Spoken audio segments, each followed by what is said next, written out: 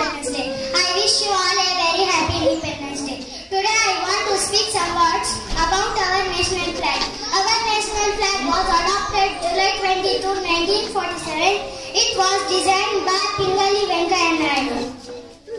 It is the length and width ratio of the national flag is 3:2.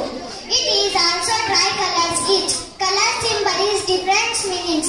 The three colors of Indian flag are saffron, white and green, and the center of the national flag consists of a blue chakra called the Ashoka chakra. The saffron color represents courage